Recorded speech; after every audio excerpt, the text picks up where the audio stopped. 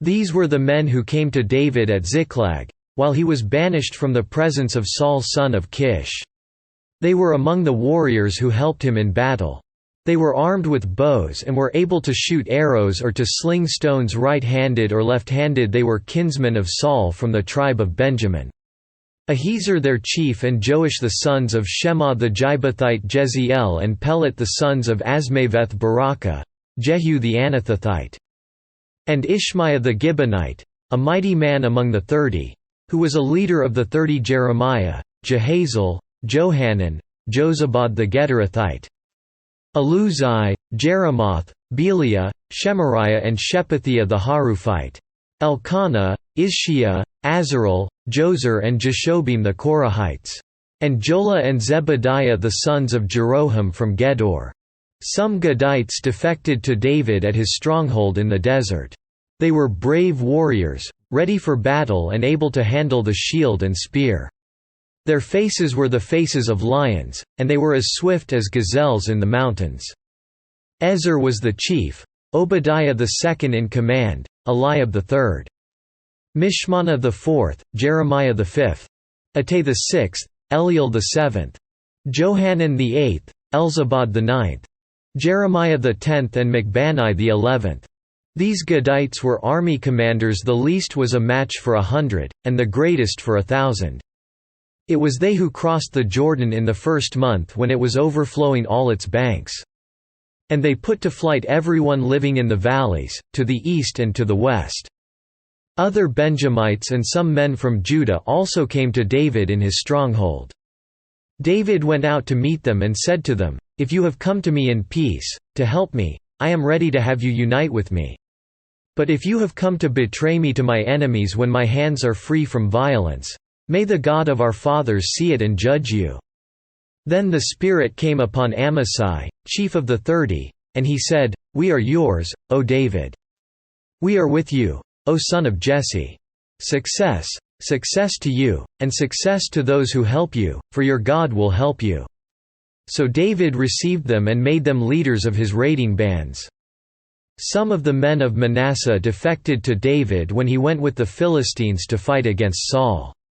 He and his men did not help the Philistines because, after consultation, their rulers sent him away. They said, "It will cost us our heads if he deserts to his master Saul." When David went to Ziklag, these were the men of Manasseh who defected to him: Adnah, Jozabad, Jediel, Michael, Jozabad, Elihu and Zilethai, leaders of units of 1,000 in Manasseh. They helped David against raiding bands, for all of them were brave warriors, and they were commanders in his army. Day after day men came to help David, until he had a great army, like the army of God. These are the numbers of the men armed for battle who came to David at Hebron to turn Saul's kingdom over to him, as the Lord had said. Men of Judah, carrying shield and spear -6,800 armed for battle. Men of Simeon, warriors ready for battle 7,100. Men of Levi -4,600. Including Jehoiada, leader of the family of Aaron, with 3,700 men.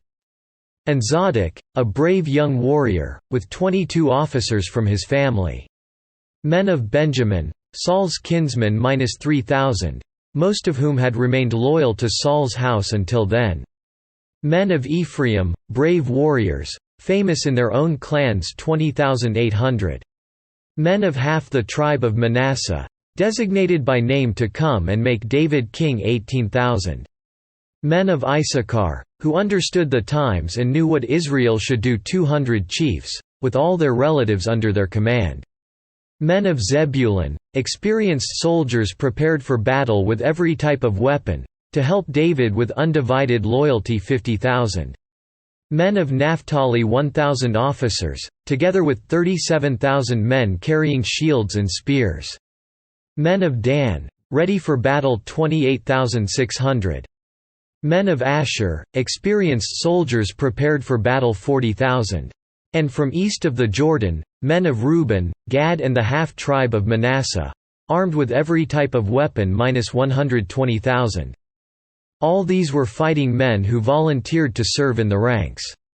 They came to Hebron fully determined to make David king over all Israel.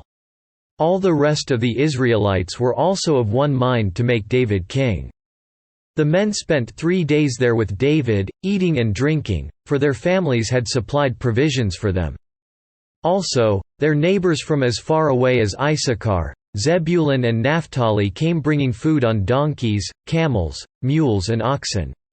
There were plentiful supplies of flour, fig cakes, raisin cakes, wine, oil, cattle and sheep, for there was joy in Israel.